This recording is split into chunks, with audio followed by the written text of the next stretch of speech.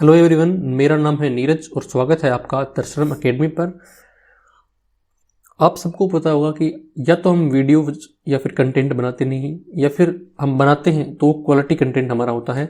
इसीलिए अब हम EORO का जो पार्ट भी है उसकी क्लासेज आपके लिए लेके आए हैं, क्योंकि मुझे लगता है कि यूट्यूब पे काफ़ी सारी अच्छी क्लासेज भी अवेलेबल हैं, लेकिन उनमें कंसिस्टेंसी नहीं है और वो सही तरीके से नोट्स वगैरह प्रोवाइड नहीं करवाते यूट्यूब पे अगर फ्री क्लास दे रहे हैं। तो इसलिए मैंने सोचा है कि आपको फ्री कंटेंट आपको यूट्यूब पे प्रोवाइड करवाएंगे, पूरा पार्ट बी का। और उसके साथ ही आपको जो इसकी PDF वगैरह है, प्रत्येक जो पार्ट है, प्रत्येक जो भी पार्ट बी में कंटेंट है उसकी PDF आपको टेलीग्राम पे या फिर हमारी ऐप जो लॉन्च होने वाली है उसमें प्रोवाइड करवाएंगे। और साथ ही इसकी बहुत ही मिनिमम फीस में एक टेस्ट सीरीज भी रखेंगे पार्ट बी की और पूरे पार्ट ए और बी दोनों की मिला के। तो इसलिए मैंने ये सोचा है कि ये निर्णय लिया है कि EORO का हम थोड़ा सा पार्ट, ये जो पार्ट बी है ये कवर करेंगे और थोड़ा सा योगदान अगर हम दे सकें बच्चों के लिए तो अच्छा होगा। तो पार्ट बी में आपको पता होगा कि पार्ट बी में 2 सब पार्ट हैं। एक तरफ तो दे रखी हैं शहरी क्षेत्र की योजनाएं, जो कि 8 योजनाएं हैं अगर हम आगे देखेंगे। और दूसरी तरफ दे रखी हैं हमारे जो राजस्थान नगरपालिका अधिनियम 2009 है और उसके साथ ही कुछ जो नियम वगैरह दे रखे हैं नगरपालिका के, तो वो हमारे ऐड कर रखे हैं ना। तो आपको पता होगा कि ये जो पार्ट बी है ये 40 नंबर होल्ड करता है ना, 40 नंबर होल्ड करता है। उसमें से जो इम्पोर्टेंट पार्ट तो आपको पता है कि इन 2009 जो राजस्थान नगरपालिका जो एक्ट है उसका ही है मेन पार्ट। लेकिन आपको पता होना चाहिए कि योजनाएं जो 8 हैं केवल बहुत ही छोटी योजनाएं हैं, वो हम अगर कवर करेंगे तो हमारे 6 से 8 नंबर हमारे कवर होने निश्चित हैं। आपको बता दूं मैं वापस कि 40 में से आपके 32 से 34 नंबर के आसपास तो ये पूछे जाएंगे जो नगरपालिका अधिनियम और नियम वगैरह हैं। 6 से 8 पूछी जाएंगी आपकी योजनाएं, ठीक है। ऐसी उम्मीद कर सकते हैं हम, मैं कोई दावा नहीं कर रहा क्योंकि अभी तक हमने पेपर का पैटर्न अभी ये देखा नहीं है कैसा क्या है सिस्टम इसका। हाँ, लेकिन सभी ऐसे बोल रहे हैं मार्केट में लोग, तो ऐसा होना लगभग लाजमी भी है ना। तो सबसे पहले हम देख लेते हैं कि कौन सी योजनाएं हैं हमारी इसमें। तो अगर मैं आपको थोड़ा सा बता देता हूँ कि हमारे कंटेंट के बारे में, तो शानदार व आसान भाषा में आपको कंटेंट प्रोवाइड करवाएंगे, टू द पॉइंट हमारे नोट्स होंगे और सर्वोत्तम जो हमारी टेस्ट सीरीज होगी थोड़े दिन में स्टार्ट करेंगे हम, पार्ट ए और बी दोनों के लिए, और पार्ट बी के लिए भी अलग से स्टार्ट करेंगे।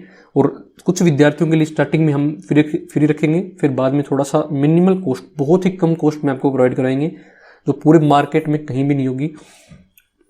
और अगर आपको टेलीग्राम चैनल ज्वाइन करना है तो हमें इस लिंक पे क्लिक करिए। लिंक तो आपको ये यहाँ पे इस पे जाइए और यूट्यूब पे तो आप हो ही, ठीक है। तो हम देख लेते हैं कि हमारी जो योजनाएं हैं वो कौन सी हैं।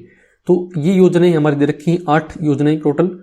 तो 8 योजनाएं हम देख लेते हैं, एक बार नाम देख लेते हैं बेसिक। तो एक तो है स्वच्छ भारत मिशन, जो कि 2 अर्बन में भी चल रहा है, मतलब शहरी क्षेत्र में चल रहा है, ग्रामीण क्षेत्र में चल रहा है, लेकिन हमें केवल शहरी क्षेत्र वाला पढ़ना है। दूसरी योजना है इंदिरा रसोई योजना, जो राजस्थान सरकार की फ्लैगशिप योजना है, बहुत ही इंपॉर्टेंट योजना है हर एग्जाम की दृष्टि से। आपकी RS वगैरह SI वगैरह उनमें भी इंपॉर्टेंट रहती है, लेकिन वहाँ पे तो बहुत ही आपके मतलब ऊपर से देखते हैं। मानो यहाँ पे अलग से आपकी योजना का नाम लिख दिया, इसलिए इसकी हर चीज़ की जो गहराई है ना वहाँ पे जाना पड़ेगा।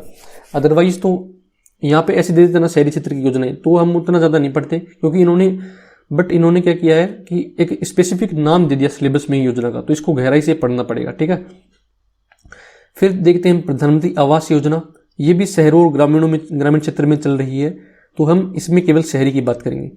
इंदिरा गांधी शहरी रोजगार योजनाएं, रोजगार गारंटी योजना जो भी स्टार्ट हुई थोड़े दिन पहले, एक अमृत मिशन, हृदय योजना जो आपके है वो पढ़ेंगे हम, एक राष्ट्रीय शहरी आजीविका मिशन NULM के बारे में पढ़ेंगे, और इंदिरा गांधी शहरी क्रेडिट कार्ड योजना, ये भी बहुत इंपॉर्टेंट योजना है, ठीक है।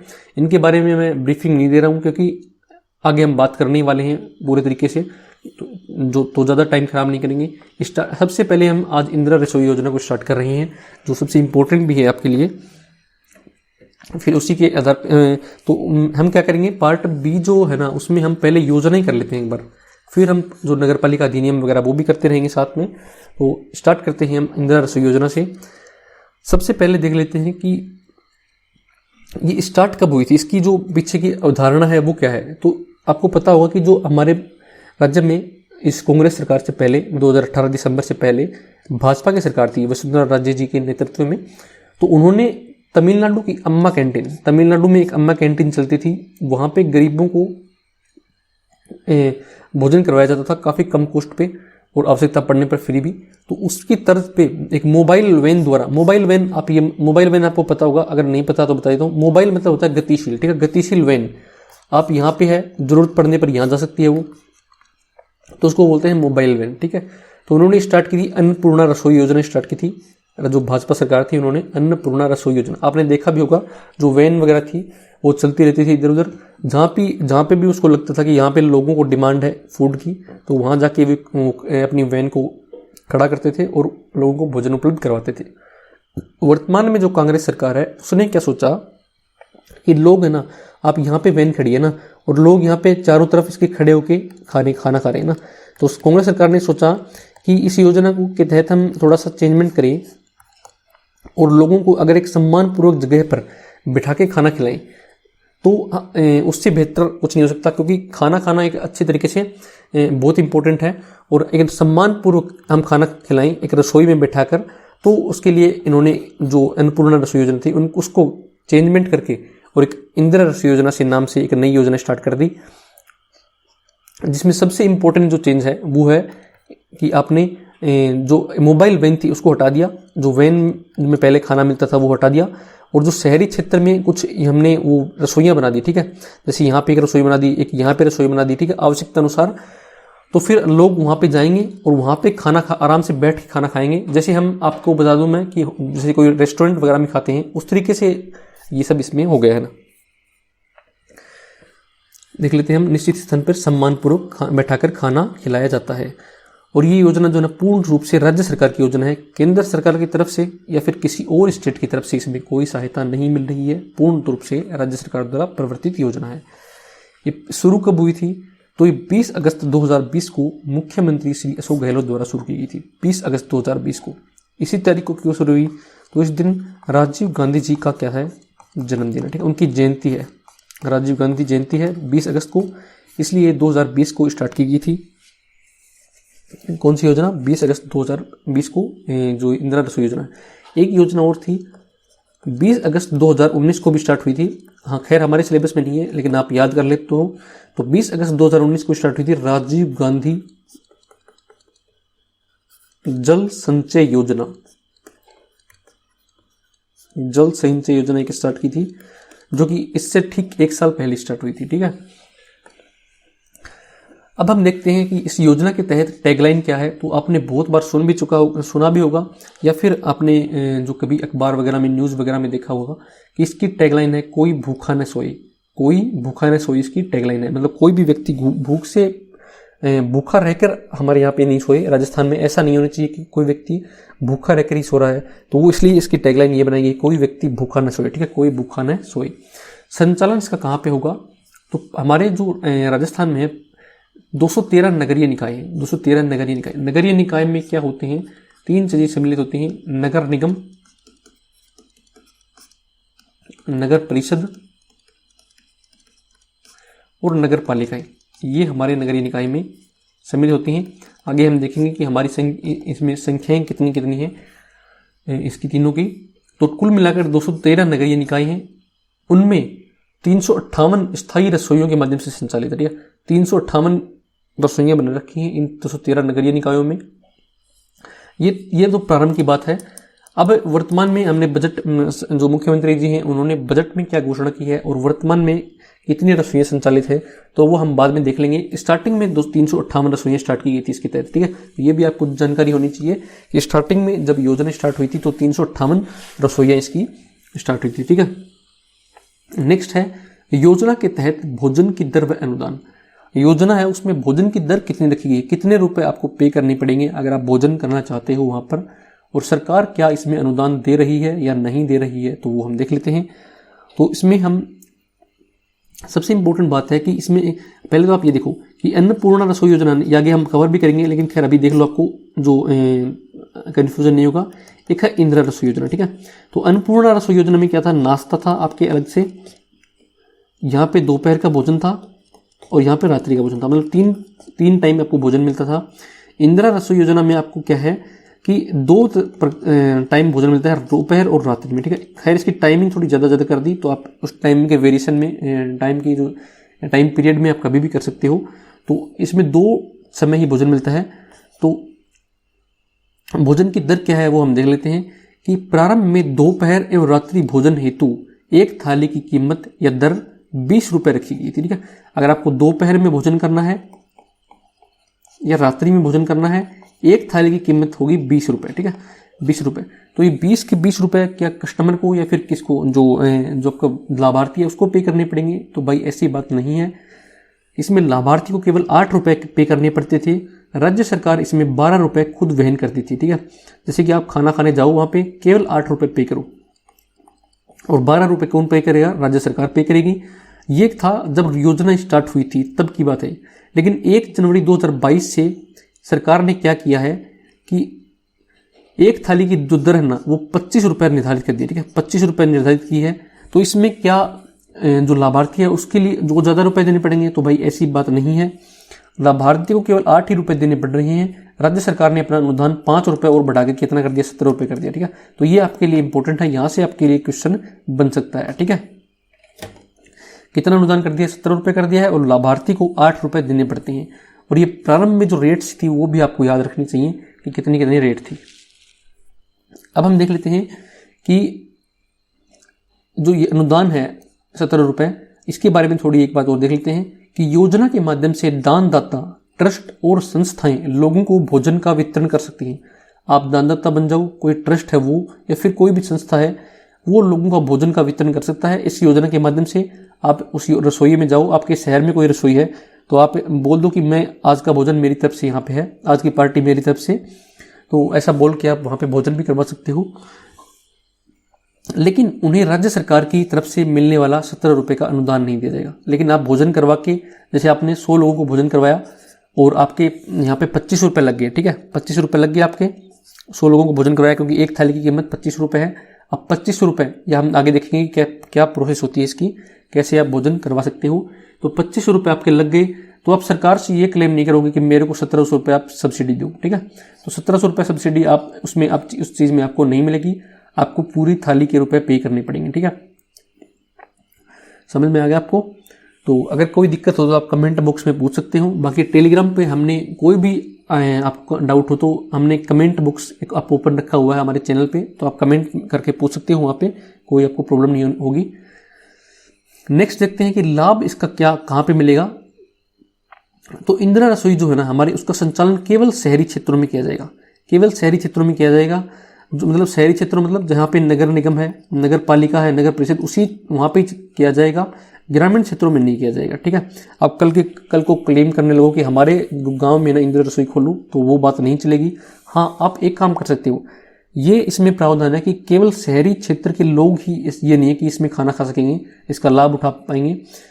आप गांव से जाकर भी वहाँ पे भोजन कर सकते हो। जैसे आप गांव से कोई पेपर देने गए, जैसे रीट का परीक्षा हुई थी पिछली बार 26 सितंबर को, तो उस टाइम पे इसकी काफ़ी उपयोग किया गया था इसका, कि जो लोग अपने ज़िले से बाहर पेपर देने गए थे उस टाइम उनको खाना खिलाया गया था इसके माध्यम से। तो उस टाइम आप जो गांव के लोग थे वो भी ऐसे लाभान्वित होते हैं, शहर के लोगों कोई भी हो, लेकिन इसमें स्थापना जो इसकी होगी ना वो केवल शहरी क्षेत्र में ही की जाएगी। ये हमने बात कर ली इस नोट की। अन्नपूर्णा योजना में नाश्ता, दोपहर भोजन व रात्रि भोजन की भी व्यवस्था थी, परंतु इंदिरा रसोई योजना में केवल 2 समय का भोजन उपलब्ध है। किसका 2 समय का? दोपहर का और रात्रि का, ठीक है। आगे हम इसकी टाइमिंग वगैरह भी देखेंगे कि क्या क्या टाइमिंग रहती है इसकी। एक बात और देख लेते हैं इसकी, बजट 2022-23 में इस योजना में क्या प्रावधान किया गया है। बजट 2022-23 में तो प्रारंभ में प्रतिवर्ष 100 करोड़ रुपए की राशि आवंटित की गई थी इस योजना को, प्रतिवर्ष 100 करोड़ रुपए की। परंतु बजट 2022-23 में इसे बढ़ाकर 250 करोड़ रुपए प्रतिवर्ष कर दिया गया है। 250 करोड़ रुपए प्रतिवर्ष इसको कर दिया गया है। और इसी बजट में मुख्यमंत्री जी ने इंदिरा रसोइयों की संख्या जो है ना 1000 किए जाने की घोषणा की। मुख्यमंत्री जी ने कहा कि 1000 हम जो 358 अब तक जो इंदिरा रसोइयाँ थी उसको हम 1000 की संख्या तक लेके जाएंगे। इस बजट में इन्होंने घोषणा की। और जो बजट था 100 करोड़ रुपए का प्रति वर्ष का, वो भी 250 करोड़ रुपए प्रति वर्ष तक कर दिया है। तो अब तक आपको कोई डाउट हो तो आप कमेंट बॉक्स में कर सकते हो। हमने अब तक क्या कर लिया, इस योजना के बारे में बेसिक पूछ लिया, देख लिया, प्रारंभ हम देख लिया कब हुई थी, फिर हमने टैगलाइन देख ली, फिर संचालन देख लिया कहाँ पे हो रहा है, फिर हमने इसके तहत की जो एक थाली की कीमत है वो देख ली, फिर हम बात कर चुके हैं कि आपको अनुदान कितना, आपको अगर आप भोजन करवाना चाहो तो आपको अनुदान मिलेगा या नहीं मिलेगा। फिर हम देख लेते हैं कि इसमें इसका संचालन केवल शहरी क्षेत्रों में किया जाएगा, अन्नपूर्णा और इसमें क्या डिफरेंस था वो देख लिया हमने मोटा मोटा। फिर हमने बजट 2022-23 में इसके लिए क्या घोषणा की गई थी वो देख ली। अब हम बात करते हैं कि भोजन प्राप्त करने का आपका समय क्या रहेगा। आप 24 घंटे में कभी भी भोजन कर सकते हो वहाँ पे, तो ऐसा नहीं है। उसके लिए आपका फिक्स टाइम निर्धारित किया हुआ है। तो दोपहर का जो भोजन है ना वो आप कर सकते हो प्रातः 8:30 बजे से मध्याह्न अर्थात दोपहर 1 बजे तक कर सकते हो। ठीक है, 8:30 बजे से 1 बजे तक कर सकते हो। और जो रात्रि का भोजन है वो कर सकते हो आप 5 से 8 बजे तक। ठीक है, शाम 5 बजे से 8 बजे तक कर सकते हो। भोजन का मेन्यू क्या रहेगा आपके लिए, तो आप वहाँ पे जाके कुछ मटर पनीर मांगने लग जाओ तो वो ऐसी बात नहीं होगी। कोई मतलब सब्जी तो मिल सकती है आपको, लेकिन आप बहुत अच्छी कोई ये नहीं कि आपकी डिमांडिंग सब्जी नहीं होगी वहाँ पे। आपको 100 डिमांडिंग चीज़ें नहीं होंगी। आपको 100 ग्राम दाल मिलेगी, 100 ग्राम सब्जी मिलेगी और 250 ग्राम चपाती एवं अचार मिलेगा। ठीक है, 250 ग्राम चपाती एवं अचार ये आपके लिए इंपॉर्टेंट है। जैसे RS वगैरह के एग्जाम है ना, SI के एग्जाम है जिसमें भी राजस्थान आर्थिक समीक्षा दे रखी है, ये योजनाएं दे रखी हैं, उसमें ये सब चीज़ें पूछने की थोड़ी कम चांस रहते हैं। यहाँ पे कुछ भी पूछा सकता है क्योंकि अलग से योजना दी गई है, तो आपको याद करना पड़ेगा भाई अच्छी तरीके से। तो क्या है मेन्यू उसका, 100 ग्राम दाल देंगे, 100 ग्राम सब्जी देंगे और 250 ग्राम चपाती प्लस अचार देंगे। अब हम देखते हैं योजना के तहत लाभ देखते हैं क्या मिल रहे हैं और या फिर इसकी देखते हैं विशेषताएं क्या हैं इस योजना की। तो सबसे पहले तो हमने एक बात करी ली कि राज्य सरकार द्वारा इस योजना को कोई भूखा न सोए के संकल्प के साथ शुरू किया गया है। कोई भूखा न सोए के संकल्प के साथ शुरू किया है, हमने बात कर ली। नेक्स्ट हम है कि योजना के अंतर्गत गरीबों जरूरतमंदों को दोनों वक्त का पौष्टिक भोजन उपलब्ध करवाया जा रहा है। तो आपने देखा होगा कि शहरों में जो फुटपाथ पे हैं, गलियों में हैं, कि बहुत सारे व्यक्ति ऐसे होते हैं जिनको कहते हैं ना 2 जून की रोटी नसीब नहीं होती। तो उनके लिए भी एक अच्छी योजना है कि 8 रुपये में आपको भोजन मिल रहा है एक टाइम का, अर्थात 16 रुपये में आपको एक दिन का भोजन मिल रहा है। तो इससे कम तो क्या ही आप उम्मीद करोगे। तो फिर जो ऐसे लोग हैं उनके लिए तो सबसे फायदेमंद योजना है। उनको पौष्टिक भोजन आपको 16 रुपये में पूरे दिन में 2 टाइम कर सकते हो। फिर हम देखते हैं कि योजना के तहत जो ये बात कर चुके हैं हम पहले कि दोपहर व रात्रि का भोजन 8 रुपये प्रति थाली में उपलब्ध करवाया जा रहा है और राज्य सरकार द्वारा 17 रुपये का अनुदान दे रही है और सम्मानपूर्वक बैठाकर भोजन करने की व्यवस्था है। ये हम बात कर चुके हैं, कोई इसमें नई बात नहीं है। नेक्स्ट जो बात है ना वो आपके लिए इंपॉर्टेंट बन जाती है कि इसके संचालन के लिए जिला स्तर पर जो है ना एक नोडल अधिकारी कौन होगा। तो उसमें आपको ऑप्शन देके पूछा सकता है कि इंदिरा आवास योजना में जिला स्तर पर संचालन के लिए नोडल अधिकारी कौन होगा। तो वह एक तरफ होगा जिला कलेक्टर, एक तरफ होगा जिला रसद अधिकारी। 2 ऑप्शन और दे देंगे आपको, तो उसमें आप क्या ऑप्शन टिक करोगे तो वो होगा जिला कलेक्टर। ठीक है, जिला कलेक्टर की अध्यक्षता में एक समिति होती है यहाँ पे। वो समिति इसका पूरा देखरेख करेगी, इसका पूरा क्रियान्वयन करेगी, संचालन करेगी। उस समिति का अध्यक्ष कौन होगा, जिला कलेक्टर होगा। ठीक है, जिला कलेक्टर होगा और नोडल अधिकारी इसको बोला जाता है जिला कलेक्टर को। फिर नेक्स्ट बात है कि जो रसोई होती है ना, रसोई हेतु किसी सरकारी भवन, दानदाता द्वारा प्राप्त भवन या NGO भवनों का इस्तेमाल किया जा सकता है। ठीक है, अब अगर आपको रसोई बनानी है किसी भी नगरीय निकाय में तो वहाँ पे ये नहीं है कि आपको नए तरीके से आप निर्माण कार्य करके रसोई स्थापित करोगे यहाँ पे। ठीक है, ऐसी बात नहीं है। पहले से कोई सरकारी भवन मौजूद है उसको प्रयोग कर सकते हैं। कोई दानदाता आपको गिफ्ट करे, ठीक है, दानदाता आपको दे कि भाई ये मेरी संपत्ति है, आप इसको इंदिरा रसोई के रूप में उपयोग कर सकते हो, वो भी चलेगा। या फिर कोई NGO का भवन है तो वो भी हम इस्तेमाल कर सकते हैं। ये सरकार ने इसमें प्रावधान किया है। नेक्स्ट है किसी भी प्रकार की प्राकृतिक आपदा के समय उससे प्रभावित लोगों को मुफ्त भोजन उपलब्ध करवाने का भी प्रावधान है।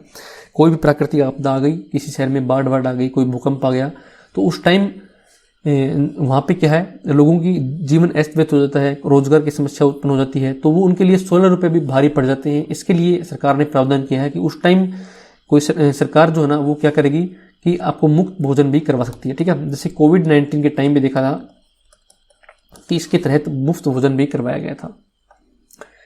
फिर है इंदिरा रसोइयों में कार्यरत कर्मचारियों, संस्थाओं व अधिकारियों को वार्षिक रूप से प्रोत्साहन के रूप में नगद पुरस्कार दिया जाता है। ठीक है, नगद पुरस्कार देते हैं कि जो भी व्यक्ति इंदिरा आवास योजना से संबंधित है, जैसे कर्मचारी है कोई, उसमें कोई संस्थाएं, अर्थात इसमें क्या है कि आपने सरकार डायरेक्ट पैसा देके इसमें नहीं कर रही। ये यहाँ पे आपको सीधी सी बात बताएंगे, हर जिले के यहाँ पे ठेके छुटते हैं, हम देसी भाषा में बात करें तो जो एनजीओ वगैरह होते हैं ना, वो जैसे झुंझुनू का किसी ने, जैसे अक्षय पात्र फाउंडेशन तो था, अन्नपूर्णा योजना चल रही थी ना, उसमें जो अक्षय पात्र फाउंडेशन है उसने पूरा जो कॉन्ट्रैक्ट ले रखा था। ठीक है, वही भोजन वगैरह उपलब्ध करवा रहे थे। लेकिन इस बार क्या कर रखा है कि हर जिले में अलग अलग कॉन्ट्रैक्ट छुटे हुए हैं, तो उसके हिसाब से जो भी संस्थाएं हैं वो अच्छा काम करे, वो कर्मचारी है कोई या फिर अधिकारी है ना, कोई भी अच्छा काम करेगा तो उसको प्रोत्साहन राशि दी जाती है, नगद पुरस्कार दिया जाता है। और यह पुरस्कार राशि 3 स्तर पर दी जाएगी। कौन से 3 स्तर पर? राज्य स्तर पर, संभाग स्तर पर व जिला स्तर पर दी जाएगी। ठीक है, और हम देखते हैं कितनी कितनी पुरस्कार राशि दी जाएगी, तो वो भी देख लेते हैं। राज्य स्तर पर दी जाएगी 3 प्रकार की पुरस्कार राशि। प्रथम स्थान वाले को देंगे 21,000 रुपये, द्वितीय वाले को देंगे 15,000 रुपये और तृतीय वाले को देंगे 11,000 रुपये। ठीक है, 21,000, 15,000, 11,000 रुपये। संभाग स्तर पर हम देखें तो संभाग स्तर पर पहले वाले को देंगे 15,000, दूसरे वाले को देंगे 11,000 और तीसरे वाले को देंगे 5,000 रुपये। ठीक है, तो देखो पहले स्थान वाले को काट दे संभाग में, फिर यहाँ से स्टार्ट हो गया पहला दूसरा, जैसे यहाँ पे दूसरा था 15,000 तो यहाँ पे पहला स्टार्ट हो गया, यहाँ पे तीसरा 11,000 था, यहाँ पे दूसरा हो गया, और तृतीय को यहाँ पे 5,000 रुपये देंगे। ठीक है, फिर हम देखते हैं कि जिला स्तर पर प्रथम वाले को देंगे हम, जो इसका दूसरा होगा वो इसमें 11,000 रुपये दे देंगे। तो आप आसानी से याद कर सकते हो उससे रिलेट करके, कोई दिक्कत नहीं है, कोई बड़ी बात नहीं है। नेक्स्ट हम पॉइंट देखते हैं कि जिला स्तरीय समिति को, जो जिला स्तरीय समिति हमने देखी थी कि जिला कलेक्टर के नेतृत्व में बनी थी, वो स्थान आवश्यकता अनुसार स्थान, जैसे कि इंदिरा रसोई कहाँ बनेगी वो देखेंगे। मेन्यू व भोजन समय के चयन की स्वतंत्रता है। जो जिला स्तरीय समिति है वो क्या कर सकती है? स्थान चेंज कर सकती है, मेन्यू चेंज कर सकती है और भोजन का टाइम भी चेंज कर सकती है। जैसे यहाँ पे क्या है कि आप मतलब जैसे राजस्थान में क्या है कि काफी बड़ा एक भौगोलिक क्षेत्र है ना, आप यहाँ से देखोगे कि लगभग दोनों तरफ लगभग 826 किलोमीटर की लंबाई है ना, तो यहाँ पे कुछ भौगोलिक स्थिति अलग है, यहाँ अलग है, यहाँ पे अलग है, यहाँ पे अलग है, तो काफ़ी चेंजेबल जो कंडीशंस हैं, वो जो सिचुएशंस हैं वो आ जाती हैं। तो इस हिसाब से जो जिला स्तरीय समिति है ना, वो आवश्यकता अनुसार इन 3 चीज़ों को चेंज कर सकती है। ये भी आपके लिए इंपॉर्टेंट पॉइंट बन जाता है, इसको आप याद रखना कि क्या क्या चेंज कर सकती है जिला स्तरीय समिति। जब भी हम क्वेश्चन बनाएंगे तो उसके ऊपर जरूर क्वेश्चन बनाऊंगा मैं, आप याद रखना इसको। एक है real time online monitoring. Real time online monitoring होती है इसकी, और SMS गेटवे से लाभार्थी को सूचना एवं फीडबैक सुविधा। जैसे इसमें इसका अर्थ क्या है कि जैसे आपने जो इंदिरा आवास योजना है वहां पे जाके भोजन किया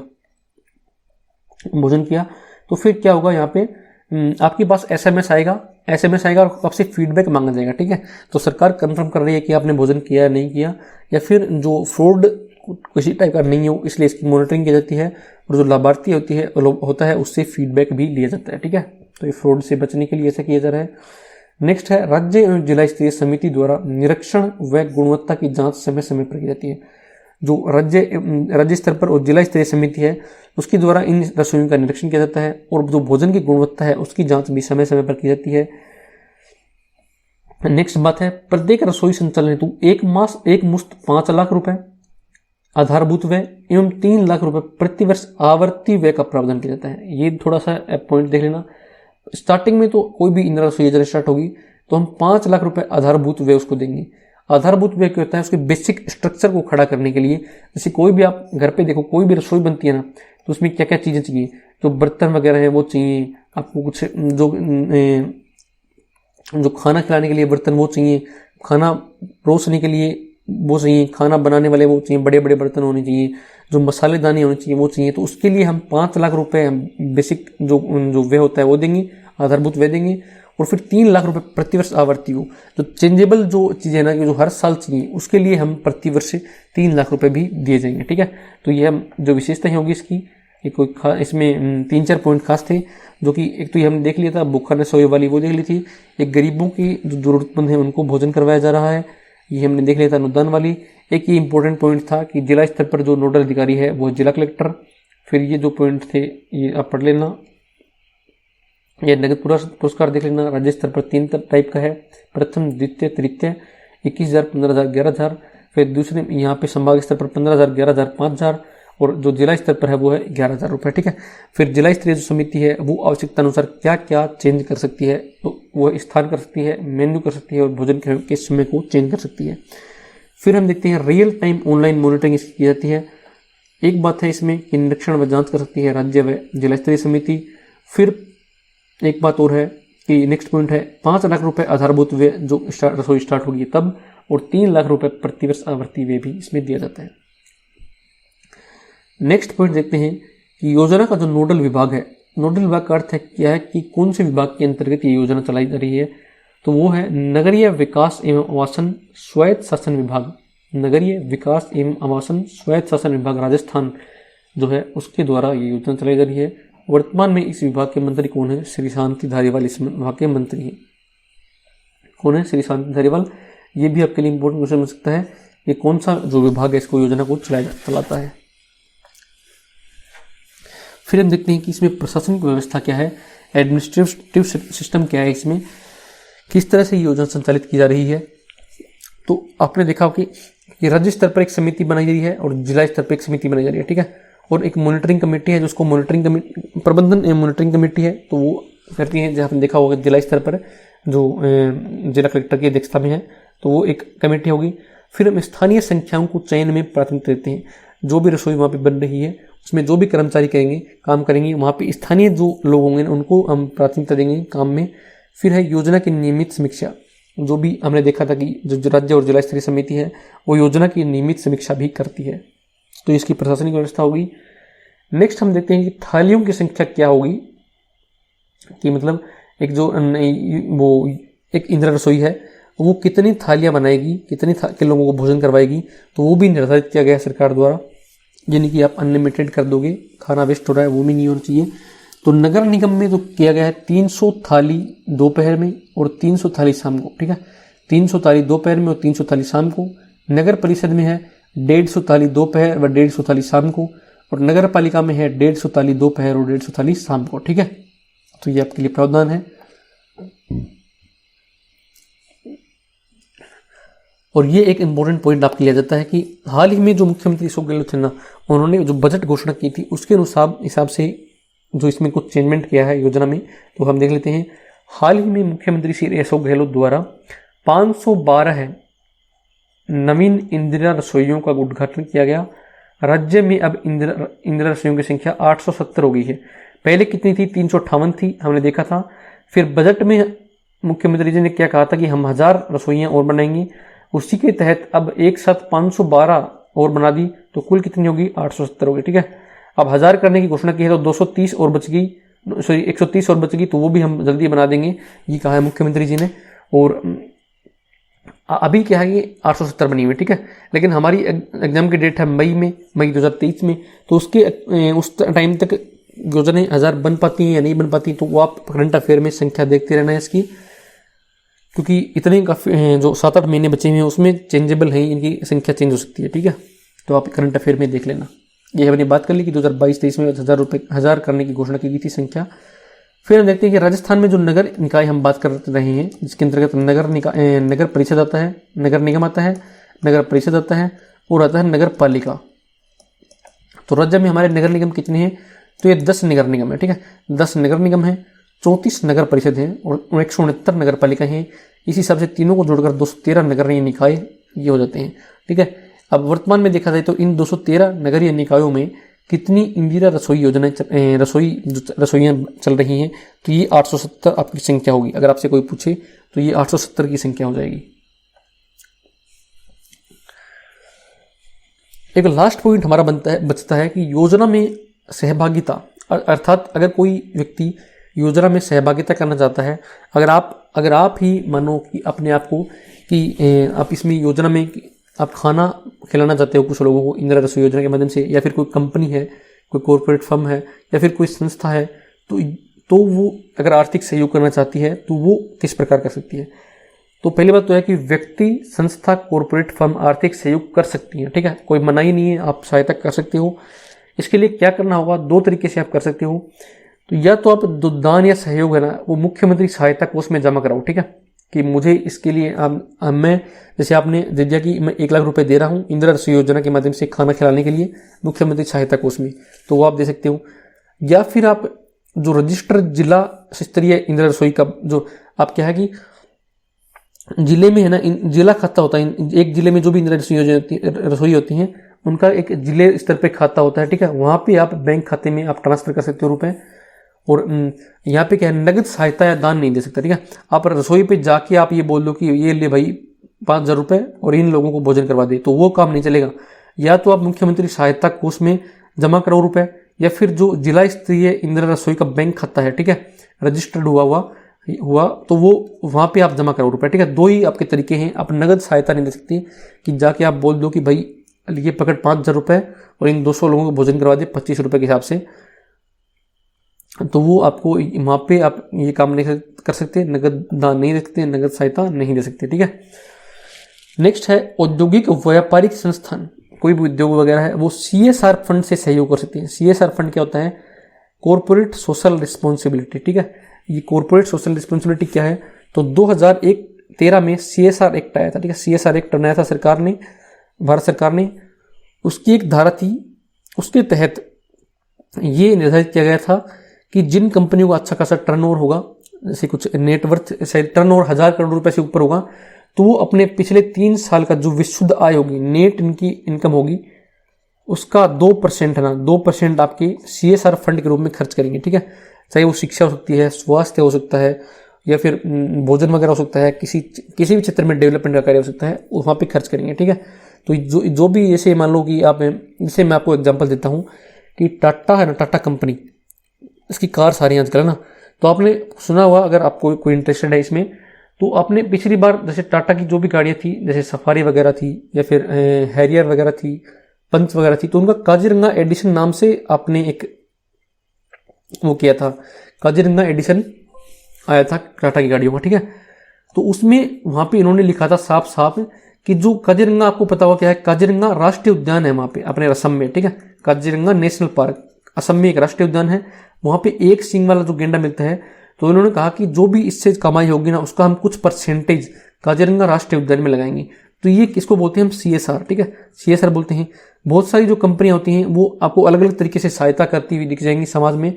तो वो क्या क्यों करती हैं, क्योंकि सरकार ने ऐसा एक्ट बना रखा है कि आपको करना ही पड़ेगा, अदरवाइज कोई कानूनी कार्रवाई हो सकती है, तो इसलिए सहयोग कर सकते हैं। तो इसमें देखा कि आप CSR फंड के माध्यम से भी सहयोग कर सकते हो इंदिरा रसोई योजना में। और आप एक काम भी कर सकते हो कि एक या अधिक इंदिरा रसोइयों को संपूर्ण संचालन का जन सहभागिता के आधार पर उत्तरदायित्व ले सकते हो, ठीक है। इसका अर्थ क्या है कि आपने क्या कर दिया कि जैसे मान लो कि आप जयपुर से हो, ठीक है, जयपुर में आपके मान लो कि एग्जाम्पल के तौर पे 10 इंदिरा रसोइयाँ संचालित है, ठीक है। तो आप कहोगे कि भाई एक जो 5 रसोइयाँ ना वो मेरी तरफ से संचालित करूंगा मैं 1 साल के लिए, ठीक है। अब ये कह सकते हो आपकी कोई अच्छी उद्योग चल रहा है, उद्योग धंधा चल रहा है, तो आप जो 2% आपकी इनकम का है वो इसमें लगा सकते हो, कोई दिक्कत नहीं है आप। नेक्स्ट है, ये हमारे काम की बात है, अगर कोई करना चाहिए, आप में से इंटरेस्टेड है कि रसोई में आप अपने परिजनों की वर्षगांठ जो एनिवर्सरी है, जन्म दिवस या अन्य किसी उपलक्ष्य में दोपहर या रात्रि या फिर यह दोनों समय का भोजन प्रायोजित कर सकते हैं, स्पॉन्सर कर सकते हैं। कि भाई जैसे मान लो कि आपकी एनिवर्सरी है, आपका बर्थडे है, या फिर अन्य कोई आपके उपलक्ष्य में, या फिर आपकी कोई शादी वादी है, तो आप कर सकते हो कि भाई इंदिरा रसोई योजना में आज का भोजन, आज दोपहर का भोजन या फिर आज रात्रि का भोजन, या दोनों समय का, आज दोपहर और रात्रि दोनों का भोजन मेरी तरफ से आज मैं खिला रहा हूँ, ठीक है। तो ये जो आप भोजन प्रायोजित करोगे ना, उसका प्रदर्शन डिस्प्ले बोर्ड पे किया जाएगा, एक डिस्प्ले लगी रहेगी वहाँ पे, ठीक है। और उस पर आपका नाम क्या चलेगा कि जैसे आपका नाम मान लो ए है, तो आपका आज का उस वहाँ पे डिस्प्ले बोर्ड पे आपका नाम चलेगा कि आज का भोजन श्री या श्रीमती ए द्वारा बी कारण से प्रायोजित है। मतलब कि अगर आपका मानो आप नाम है रमेश, तो श्री रमेश द्वारा बी कारण से, बी कारण मानो कि आपकी एनिवर्सरी है, उनकी वर्षगांठ के कारण से प्रायोजित है। प्रायोजक व्यक्ति लागत राशि का भुगतान संबंधित बैंक खाते में कर सकेंगे। यह बात हम पहले कर चुके हैं कि अगर आपको कोई भी सहायता करनी है तो आप बैंक खाते में ट्रांसफर कर सकते हो, आप नगद दान नहीं दे सकते, तो बैंक खाते में आप ट्रांसफर कर सकते हो। ये इंपॉर्टेंट क्वेश्चन बनता है कि आप नगद दान दे सकते हो कि नहीं दे सकते, तो नगद दान आप नहीं दे सकते, आप केवल बैंक खाते में ही ट्रांसफर कर सकते हो। तो थैंक यू एवरीवन, हमारा वीडियो यहीं खत्म होता है। और अगर आपको पसंद आया तो इसको लाइक करो, शेयर करो। इसकी PDF अगर हम आपको टेलीग्राम चैनल पे प्रोवाइड करवा देंगे। और ये PDF आपकी अलग है कि जो ये हमारी PPT है, इसमें मैंने इसको क्या है कि थोड़े जो लेटर्स हैं, शब्द हैं, उनकी साइज़ बढ़ा दी है, तो इससे काफ़ी पेज हो गए। वैसे ये कम से कम मुश्किल से 4-5 पेज की PDF बनेगी इसकी, जो मैं आपको शेयर कर दूंगा। ये भी शेयर कर दूंगा क्योंकि काफ़ी इसमें समझने लायक चीज़ें हैं। जो PDF है ओरिजिनल, उसमें ये सब चीज़ें नहीं होंगी। तो thank you everyone once again. आप हमारा चैनल सब्सक्राइब करें और लाइक करें वीडियो को और शेयर करें।